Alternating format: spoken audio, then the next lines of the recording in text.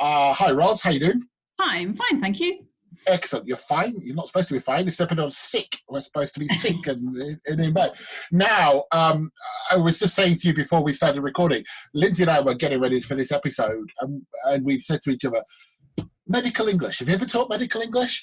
Like, no. And then I was like, but I think I know someone who has.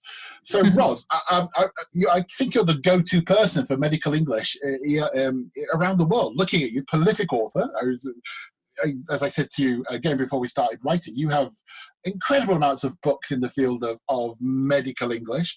And other areas as well. I believe you just said you've got a new book coming out. So what's your new book? Do you want to tell us what your new book is first? Yes, it's called the OET Speaking and Writing Skills Builder, and the aim of the book is to help OET candidates to pass their exam. The OET is the Occupational English Test, and it's a test for healthcare professionals. Okay. Yeah. And it's just healthcare professionals that do this. Just healthcare professionals, but within that, there are 12 different tests according to the discipline that you, the field that you actually work in. So it could be dentistry, could be podiatry, you could be a vet. But most people who take it are actually nurses or doctors. So it's kind of, I always think about, medical English. I would categorize it as obviously ESP. It's kind of, I guess people tend to think of business English, then ESP, and then medical English. How does one get into teaching medical English? Well, it's actually a lot easier now than it was, let's say, 20 years ago, because of the introduction of the test that I just mentioned into the UK and Ireland, for example. So there's a lot more opportunities to teach medical English than there were previously. Obviously, you could be teaching English for academic purposes, but within, the discipline of medicine, if you work in university, and that's sort of predominantly where people have worked, I think, in the past. Right. But more recently, as I said, with the introduction of the OET, the OET has actually been around for about 20 years, but it was only just recently, over the last couple of years, accepted as for registration, if you like, into the General Medical Council and the Irish equivalent. All right. So essentially, if somebody wants to come and work in a British hospital, they would need to, and English was a second language, they would need this qualification. Is that yes. kind of it? Yes, you'd either need the IELTS or you'd need the OET, but we're hoping people take OET because it's healthcare specific. That's fabulous, yeah. So I keep calling it medical English. Is that right? I mean, is medical English the field? Yeah, I think so. I mean, like with any area in ESP, whether it be legal English, medical English, English for engineering, there are different strands to it. And the area that I sort of really work in, if you like, is patient communication skills. Right. So whether that be for doctors or nurses. Then so basically their ability to communicate correctly with patients. Exactly. Yeah, sort of getting the meaning across, using the right sort of expressions when you want to demonstrate empathy, but actually, and also make sure, which is actually more important to a certain extent, make sure that it sounds empathetic and sounds compassionate, which is not as easy as it sounds, really. No, I'm just thinking because I imagine that it's not just the kind of the structure, is it? It's how it's said as well, and often that's one of the things that's tricky to pick up in English, isn't it? How it is. The way you say a phrase or something can be really misinterpreted so easily. Yeah. I mean, delivery is a lot of what I do, in fact, because I end up doing, because most of the doctors that I'm working with, they're about to go onto the wards into in hospitals in the UK, and they already have passed their IELTS or their OET, so they've got the equivalent in IELTS 7.5, for example. So they've got a pretty high level of English, but where they stumble quite often is actually in the delivery of the language. Okay, so what would be, I mean, if somebody listening were to open one of your books in communication skills, what would a typical lesson look like? I think we can all imagine a typical course book lesson, of general English, whatever. So what would a typical medical English lesson comprise of? Well, I mean, it depends what topic you're doing. Obviously, I make a lot of use, if you like, of frameworks or communication models. And these are models that exist in healthcare already and that are used on a daily basis to facilitate communication. So there is one called SPIKES, for example. So SPIKES is used in... Spike sounds like an odd term to use in the medical profession. I'm thinking injury now, and yeah. Well, it's sort of post-injury, if you like. Yeah. Sorry, I interrupted you. So spikes, yes, please. No, that's fine. So spikes is a model for delivering bad news to a patient or a relative, indeed. And so the model is broken up into these different sections, highlighted by the acronym. So S in spikes would be setting, for example. So you've got to make sure that the setting where you're delivering the bad news is appropriate to the situation. So, I know of people who've had bad news delivered to them in a hospital corridor, for example. Clearly a no-no. So that's more of a sort of a physical aspect to the delivery, if you like. But then P, as in, so SP, spikes. Yeah. P is perception. And perception is all about trying to understand where the patient's coming from. What does the patient know already about their condition? And trying to adapt the knowledge that you then convey, the information that you then convey to them in a way that's appropriate to what they already know. It's a little bit like when you're teaching students, in fact. So you're going from the knowledge of the student, if you like, and building on that. So it's that sort of approach. I'm just wondering as well, just because I find it very interesting what you're saying. I guess there's a lot of, we talked before about how things were said, but I guess there's quite a bit of cultural perception in this as well. The way that definitely there would need to be some intercultural competency in what you're teaching. So totally. I mean, my the doctors that I have are a good number of them are from India, Bangladesh, Pakistan, Nigeria, and particularly in India and Bangladesh, bad news is any news about a patient is delivered to everybody. So it's delivered to the whole family. So that's a very cultural thing, obviously. And in some cultures, I believe in Japanese culture, you don't inform the patient. It's the responsibility of the relatives to inform the patient of the diagnosis. So you can imagine how, sort of that poses a bit of a problem for overseas doctors working in the UK. Yeah, absolutely. Consent for everything. You need to ask consent for almost everything these days. Sorry, I took you away, Spike. Well, I don't think the listeners would be very happy if we didn't understand what the I, K, and E were for as well. Oh, right. Okay. So I is invitation. So I is invitation, meaning that you have to ask the patient to try to determine if they are ready to receive the information, if you like. Mm-hmm. So it's an invitation to continue. And asking for consent. Is it okay if I continue? Are you ready to, for us to discuss this issue?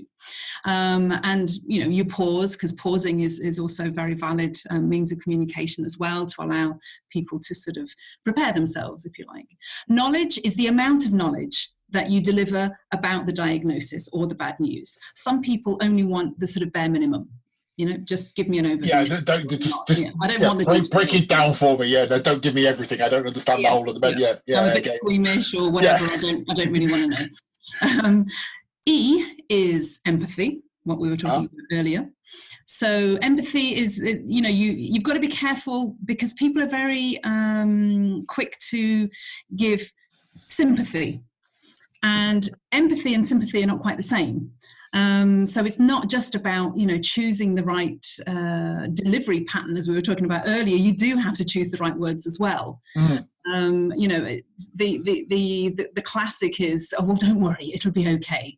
You can turn that around and make it sound a little bit more empathetic by saying, try not to worry. You know, it just that in terms of the English, it's not particularly difficult. It's not a difficult level of English that we're demanding of the students, if you like, but it is very subtle differences. Yeah, absolutely. Yeah. And then in terms of empathy, there's also about, you know, how you support the patient or the relative as well. And then finally, the S is summary and strategy. So going forward, what are we going to do? What's the plan of action? And then you devise that with the patient or with the relative. And then a summary of what you've just discussed and the plan going forward. I'm sat there listening to the framework thinking, hey, that's really interesting. It must be an interesting way of doing it. But also, it seems like actually quite a handy framework, not just for medical English, but listening to, you know, most situations, even a business situation could follow that kind of framework to a certain extent. Totally. Yeah, I wrote an article about that once for the BSIG Business Issues magazine about how we could use spikes, learning from the medical field, how we could use spikes in business and management. No, it certainly sounds like I should dig out that article somewhere. So medical English is it something? I remember when I used to be kind of director of studies in Prague, it would be the new teacher come in and you go, yeah, you've got your general English class and you've got your business English class, off you go, toodle pip. Is medical English, can anybody teach it within reason, or do you need to have a specialist background? I don't believe you have to have a specialist background, especially not for patient communication skills. What you need to have is an understanding of people, what makes people tick, obviously. It's all about communication and effective communication. And as I said, there's a lot of models framework models, communication models that you can work with to devise your lessons around. I mean, that's how I do it. And there's an awful lot of material about patient communications that is very accessible to the layperson. Right. And one of the important things when you're speaking to patients is that you need to avoid using unnecessary jargon and medical terminology. And if you do use medical terminology, you need to explain it either immediately before or immediately after you've said the word. So it's you learn, as with any ESP area, you learn so much from your students.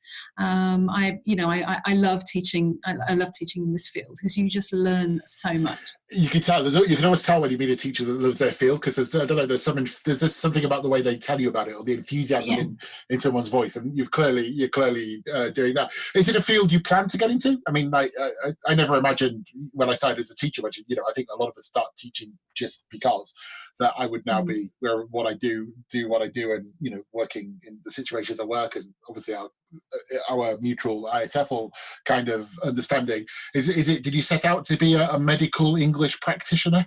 I didn't actually. It was one of those sort of typical scenarios where the person who was teaching medical English at the time where I was working in Paris had to suddenly go back to the States, accompany her husband back home. And so, right, well, we need somebody to teach this. Off you go. So you wear the toodle pip, off you go. we needed to develop a course. Gosh. In 1998, there were very few medical English books around, but there was nothing really that helped you to engage with patients or even anything specialist in terms of building, let's say, presentation skills for medical conferences. Okay. It was really quite limited at the time, and there's a lot more books available these days than there were then. So what you're saying is you came in and you revolutionized the material market for the book. Last question. I'm just envisaging your lesson. You talked about all the doctors, and I presume, am I right to presume there's a lot of role play, or is it? Yes. Yeah. I mean, there has to be, really. I mean, I try to avoid having to do that myself, but I put them in the scenarios, and I get them to build the scenarios, because I mean, if I've got doctors, a group of doctors who work in A&E on a daily basis, then they have plenty of patient cases to develop role plays from. Are doctors good students? No, they are actually. They really are. They can be a little bit more serious. They're a bit more serious than the nurses, for example. Right. But they really, And I think this is a big difference actually from when I first started out 20 years ago, where it was kind of like, well, what's her background and how on earth is she going to help me? You know, she's got no medical background whatsoever. Today, there's a different perception of patient communication skills and what is necessary. And quite often you've got people from countries where they don't necessarily study patient communication skills in the same way, but realize when they come to the UK or they arrive in Ireland, they really do have to adapt to the culture of the healthcare system, which is often, as I say, quite different from what they're used to back home. It all sounds very, very interesting. And I obviously contacted you and said, look, we really need someone to explain to us what medical English for medical purposes is. And I think the listeners will have to agree. We've all got a splendid insight into what takes place. So I've sold it. I think now we all have a really good idea of what that specialization is, because it is one of those things. You know, it's not like there's a course for it. You do your CELTA course or your TEFL course or your business English course, but learning how to teach medical English for medical purposes probably is a very niche area. So now we know a lot more about it, and thank you so much for your time and enlightening us. No problem. Thank you.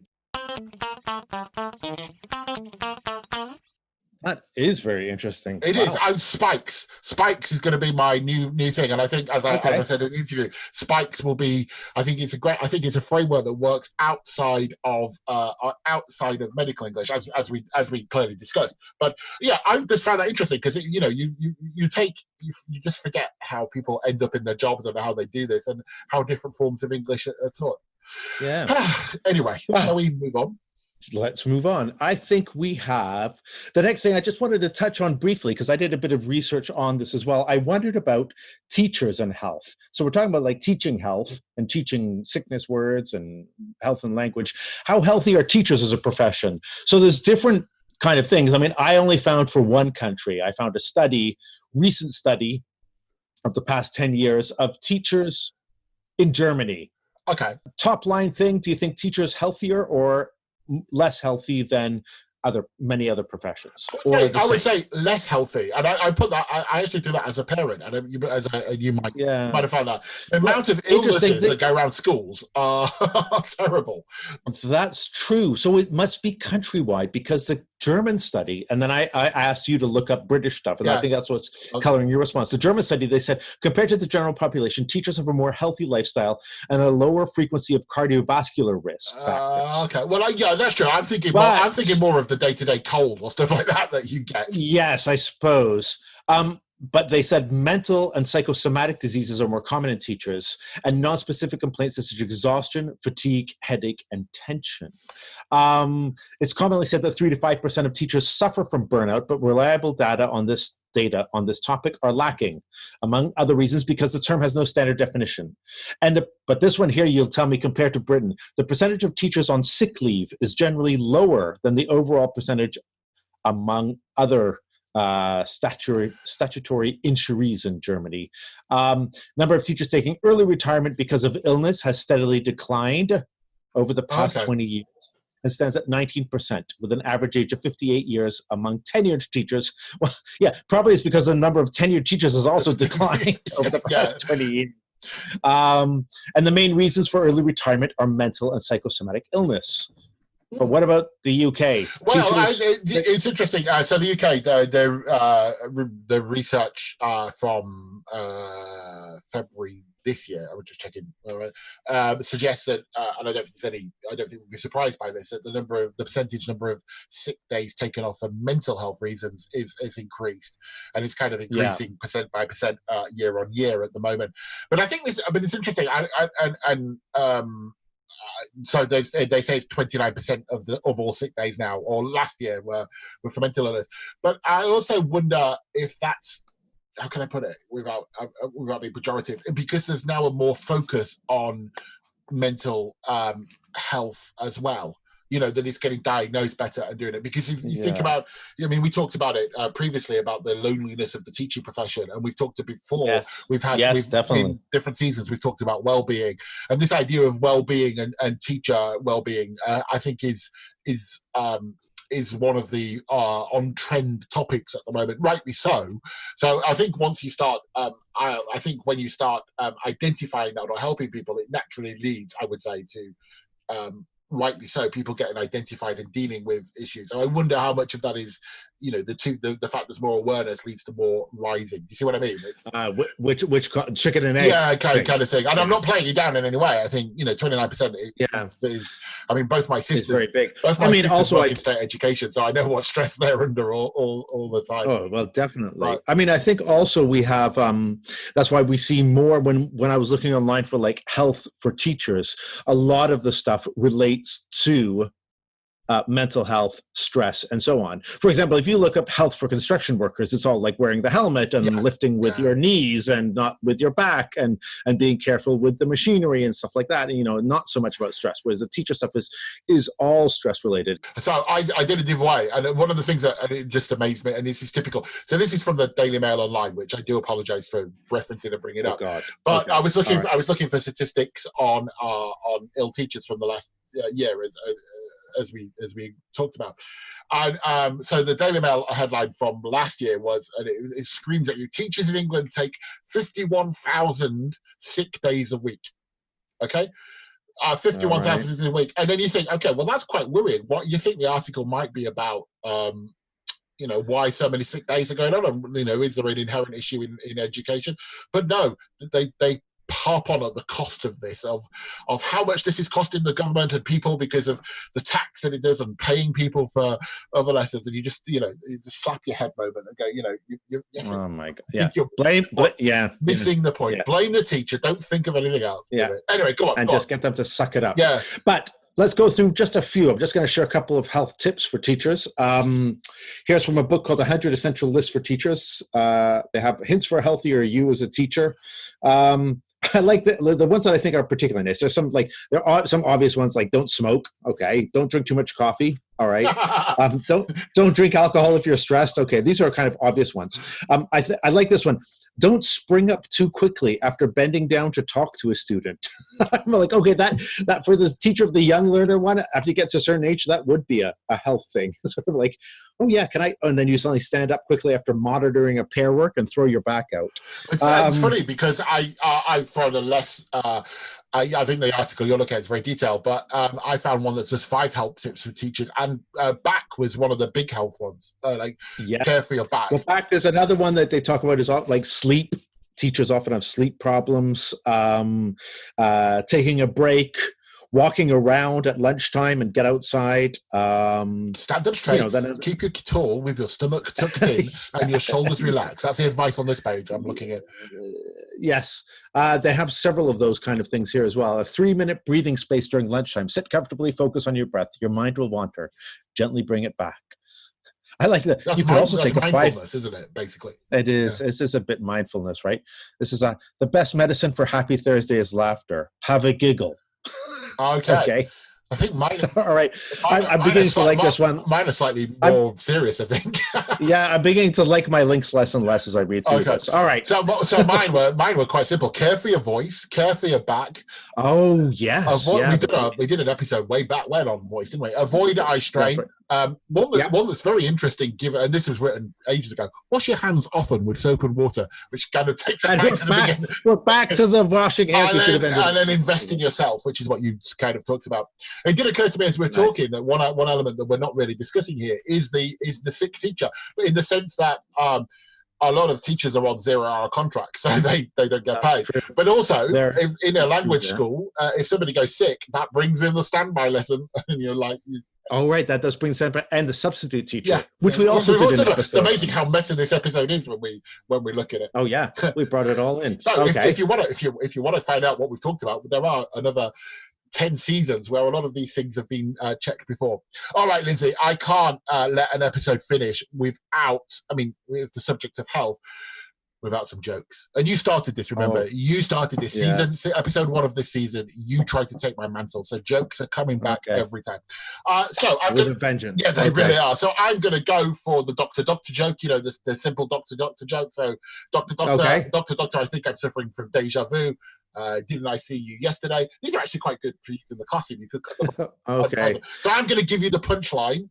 you have to tell me what the person said to the doctor. Okay. And then always doctor. So it's doctor, okay. doctor. All right, good. Okay. So do that one as a practice one. Yeah, Let's just demo it with a deja. Are you ready, Lindsay? So the doctor said, "Didn't I see you yesterday?" So. And then I say, doctor, I think I'm suffering from deja vu. Sorry. Yeah. Okay. So the. Okay, I got it. So the patient said, the doctor said, "Certainly, here's a kite." Doctor, I want to. Oh, language. I want to fly. Doctor, can you give me something for wind? Oh my God. Okay. Right. All right. Two more. That sounded very British. That sounded very English. I know it is. It's a very English site. I should do it in an American accent. So the doctor says, "You certainly do, madam. This is a fish and chip shop." Doctor, I think I'm lost. No, doctor. I think. Yeah. I think I need glasses. Oh God. Doctor, I think I need glasses. Oh my God. Okay. Oh, these are really bad. No, they're good. You're really okay. Doctor, right, one more then. All right, and this is quite difficult. And the spelling of this word, Oh, because the others were really easy. All right, go on. If anybody had a humorous streak, Lindsay. So the patient says, the doctor says, sounds like a guilt complex, and guilt is GILT. So sounds like a guilt complex. Doctor. Good. Something with gold. Oh, doctor, yes. I keep painting myself. What? I keep painting? Doctor, I keep painting myself gold. Sounds like a guilt complex. Oh my God. That is unbelievable. Okay, that's the end of the podcast. So just to finish, Doctor, I've broken my arm in two places. The doctor says, "Well, don't go back there again." There you go. It's your fault. Okay. Always your fault. Right, shall we get out of here? I think so.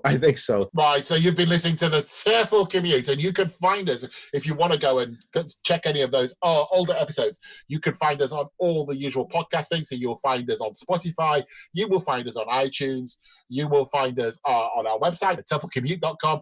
We're now on Instagram. We're also on Facebook, Twitter, all the usual places. If you have any thoughts, activities, 20-second intros. 20-second intros, head washing tips for us.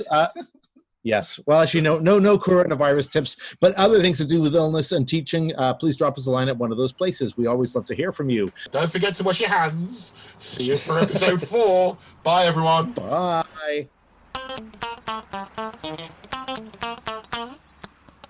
As your commute is coming to an end, here's an activity you can take into class. In the episode, Lindsay talked about the metaphors for illness. So, for the end of pod activity, we suggest you use this for a listening and speaking lesson. In the show notes, find the article Lindsay was talking about and have that ready for you to look at in class. In the lesson, ask the students to make a table with a column called down, one called attacker, another war, and finally colour. Next, dictate some of the phrases from the article and ask the students to write them in the correct column. Let them discuss their choices and then check as a class. Introduce or discuss the idea of metaphor and ask students to talk about what they notice about the ones you dictated. As Lindsay said in the episode, they are all negative. Open the discussion up. Ask the class to think about if such language could actually stop someone from getting better or seeking treatment. Finally, ask students to consider their own language for illness and see if similar metaphors exist. You've been listening to the TEFL Commute, an original podcast produced and presented by Lindsay Clanfield, Shaun Wilden and James Taylor. Don't miss out on any episodes by subscribing to us on Apple Podcasts, Spotify, or your podcast player of choice, and by visiting us at teflcommute.com.